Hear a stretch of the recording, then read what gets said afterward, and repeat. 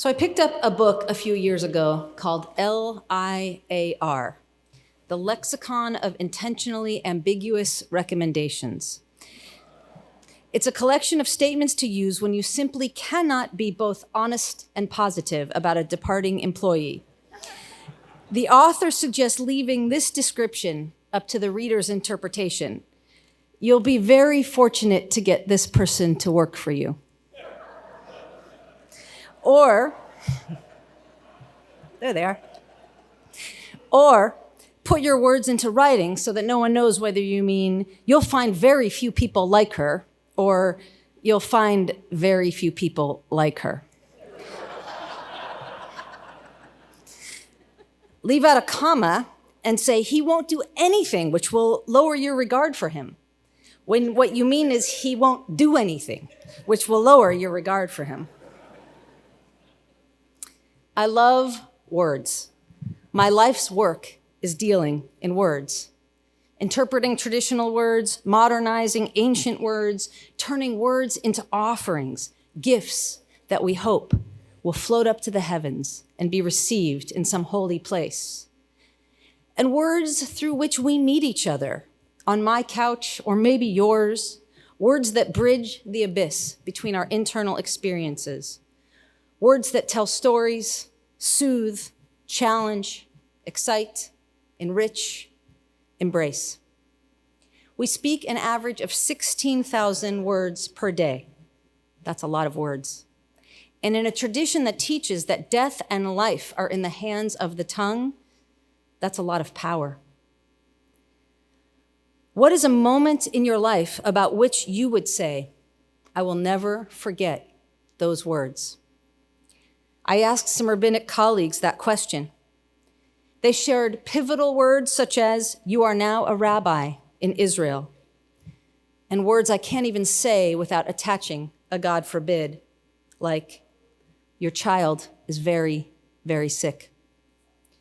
There were painful words from critical parents, as in, you'd be so pretty if only, or you bore me. Some shared wise and lasting advice from parents, grandparents, and mentors. The view is always better when you take the high road. Don't solve a short-term problem with a long-term solution. There were influential words from teachers such as, why don't you just mouth the words? And you're smarter than you think you are. And there were words with a bit of a comedic twist, as in the story from one colleague who was attending a lay-led minyan in another town. Someone turned to her and suggesting something about long-windedness said, I'm so glad we don't have rabbis here. What do you do for a living? Kol Nidre, the definitive liturgical moment of this day, is about words. It's a release from words we will speak but not mean. It's an acknowledgement that we will make promises and express aspirations only to discover that we cannot or will not fulfill them. Kol Nidre is an admission that words are fluid, that what we say in one moment sometimes turns out not to be true in the next.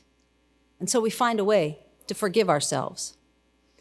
Which is not to say that the Jewish tradition backs off in the slightest when it comes to taking words seriously. There are volumes written on Lashon Hara, the harmful effects of gossip and slander. There's an entire category of legal injury based on harm caused by words alone. Words are the building blocks of relationships. And in the context of relationships, our words have great significance. Just like a stamp, when you need one, is worth much more than the monetary value of the stamp, words can mean much more than what the words mean. And if you don't remember what a stamp is, we used to put it on an envelope to get a message to somebody. We can't do the work of this season, repairing relationships, without concentrated attention on the impact of our words. Studies have shown that when a person demeans us, we are more likely to avoid that person, and we are more likely in turn to speak rudely to others.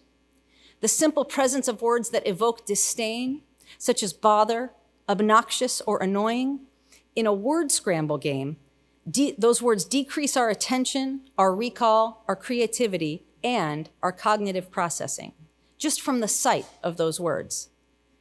All the more so when we're the target of hostility. All of this is to say that hurtful words do not just injure our feelings. They change our brains. They change us. But on this Yom Kippur, I'm thinking as much about the words that do not get spoken as those that do. I'll tell you something about me personally. I'm more likely to regret moments of reticence, things I didn't say, than things I did. There are so many words that get formed up here, make it all the way to here, and then I just can't get them out. It's safer that way. Less conflict, fewer people reacting to my words or judging them. But I'm pretty sure that holding back also means I'm missing out on some meaningful interactions, on some of those building blocks of relationships. Finding one's voice is a spiritual challenge. Consider the greatest orator in the Torah, Moses. Ironically, among his first words are, Lo ish devarim anochi, I am not a man of words. It's one of the ways he resists God's charge to him from the burning bush. Go out there and speak to Pharaoh, says God. Go change everything for your people and ultimately for humanity. But Moses demurs, I have heavy lips and a heavy tongue. Please, he says, choose someone else. God responds, your brother Aaron speaks easily, and he's coming to you right now. But God does not take the next obvious step and give Aaron the job. Aaron is the better speaker. God just told us that. But this is Moses' mission. So it's going to have to be Moses' words. Much has been written about Moses' struggle to speak. Many believe that he has a speech impediment. Perhaps he stutters, a reading supported by intricacies in the Hebrew text. Wendy Zierler has written a brilliant chapter comparing Moses' early life to the story of King George VI, as portrayed in the 2010 movie, The King's Speech. Both Moses and the king resist the role that they are destined to play, and yet, with great struggle, both find their words and lead with striking eloquence. King George, through his live radio addresses that comforted a nation throughout World War II, and Moses, who speaks the entire book of Deuteronomy to the people at the end of his life. It's worth noting that in Hebrew, Deuteronomy is devarim, words. You'll recall that Moses once said he was not a man of devarim, a man of words. Literature professor Mark Schell sees an even deeper dimension regarding speech in the story of Moses at the burning bush. Moses asks God, who shall I say sent me? In other words, what is your name? God answers with the words, Ehyeh asher ehyeh, I will be what I will be, which is a mysterious and beautiful answer. God is not static. God is about becoming.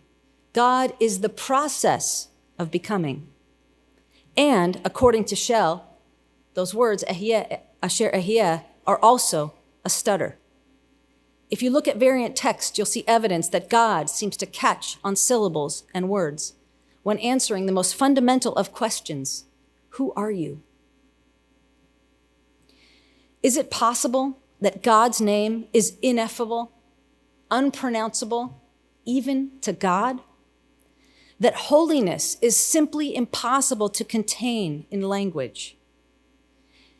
And is it possible that what God teaches here is that we all have to keep searching for the words even when they don't come?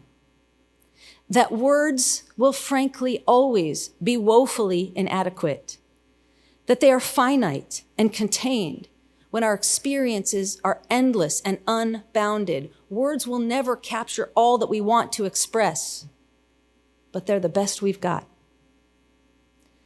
Words are as close as we can come to common ground. They're where we meet God and where we meet each other. And so we keep searching until the right words come. There is no other way to invest in the very people who make our lives worth living. Honest words might cost us something in vulnerability. And there are times to protect ourselves, times when the risk is too great. But these holidays stretch us to say more, not less. More that is real, raw, authentic, and revealing. As Courtney E. Martin writes, the relationships I admire most are not steady or nice. They are genuine, imperfect, held together by unconditional love and emotional courage, and a belief in the possibility of endless renewal. The people I admire most are those wise enough not to fight about everything, but to fight about and for the right things. Those who don't idealize harmony, but trust in the necessary beauty of rupture and repair. I aim to pretend that I am made of hardier stock until I actually feel it in my backbone. The necessary beauty of rupture and repair. How do we build ourselves out of hardier stock? Practice. Getting it wrong until we get it right. Having a conversation and then revisiting it so that we can refine our words, pin down precisely what we want to say and what we don't. By apologizing for the words we didn't mean the first time around, or the words that we did mean, but don't anymore. The book Before the Coffee Gets Cold is about a small cafe in Tokyo. Guests can time travel from there, but there are rules. They can only visit people who have been to the cafe before. They have to sit in one particular seat, which is occupied by a ghost most of the time. So they have to slip in at just the right moment. When they time travel, they only have a short while. They only have until the coffee gets cold. And there's one final catch. Nothing they say in the past will change the present. So for example, the young woman in the first story who goes back in time can declare her undying devotion to her lover. But she cannot change the fact that he's already moved across the sea. The book is entirely about conversations that will achieve nothing other than the conversation itself. And it begs the question, if we could go back in time with no expectation of changing any outcome, who would we meet? And what would we say? What conversation do we need to have? We don't have a back alley cafe with a magical seat guarded by a ghost, but we do have Yom Kippur. It gives us time to find the words that we wish we had said, and maybe the words that we will decide tonight we're going to say, for no other reason than to say them. Yom Kippur hurls us forward into the necessary beauty of rupture and repair. I'd like to make one final point, and that is that the poignancy of words in interpersonal relationships is only magnified when we take it to the level of words and action. That's why we're going to the South. That's why we've decided we have something to say about Israel.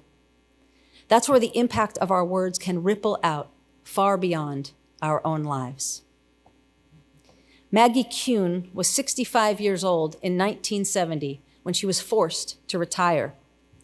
That prompted her to found a movement known as the Gray Panthers and to lead a cultural revolution to redefine aging.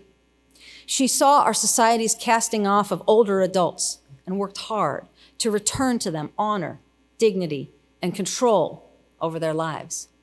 She took on the banks, the media, medical, and governmental systems on behalf of the elderly. It's believed that she coined the phrase family of choice in reference to the cooperative home that she shared with younger adults. And she gave the following advice to activists. Leave safety behind. Put your body on the line. Stand before the people you fear and speak your mind, even if your voice shakes. when you least expect it, someone may actually listen to what you have to say. Well-aimed slingshots can topple giants. The Jewish people, we love a good slingshot when it comes to taking on a giant. We have 16,000 chances every single day. 16,000 opportunities not to fight about everything, but to fight about and for the right things. 16,000 times when we can choose unconditional love and emotional courage and the possibility of endless renewal. Speak your mind, even if your voice shakes. Shana Tova.